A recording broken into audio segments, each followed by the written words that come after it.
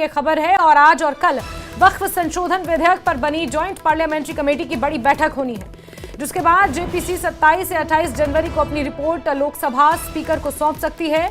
Lok Sabha speaker की मंजूरी के बाद इसे बजट सत्र में पेश किया जाएगा। ज्वाइंट पार्लियामेंट्री कमेटी रिपोर्ट के मसौदे को अंतिम रूप देने के लिए आज और कल बैठक बुलाई गई है। बैठक में बिल के हर क्लॉज पर चर्चा होगी। रिपोर्ट के मसौदे को अंतिम रूप दिया जाएगा। बैठक में जम्मू कश्मीर के मीरवाइज उमर फारूक को अपना पक्ष रखने के लिए खास तौर पर बुलाया गया है।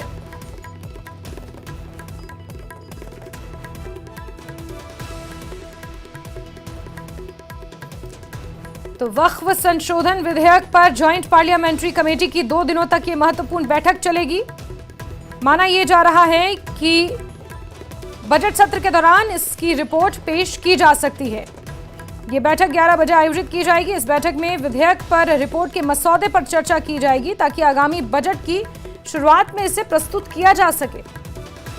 बड़ी बात यह है कि इस बैठक के दौरान कश्मीर के एक धार्मिक नेता के तौर पर अपनी पहचान रखने वाले मीरवाइज उमर फारूक ने समिति के समक्ष अपनी आपत्तियां और सुझाव वो प्रस्तुत करेंगे। खासतौर पर उन्हें बुलाया गया है। वहीं एआईएमआईएम अध्यक्ष असदुद्दीन ओवैसी ने वक्फ संशोधन बिल को लेकर एक बड़ा बयान दिया। ओवैसी ने कहा कि अगर वक्फ संशोधन बिल पास हो गया तो पूरे देश में प्रदर्शन होंगे।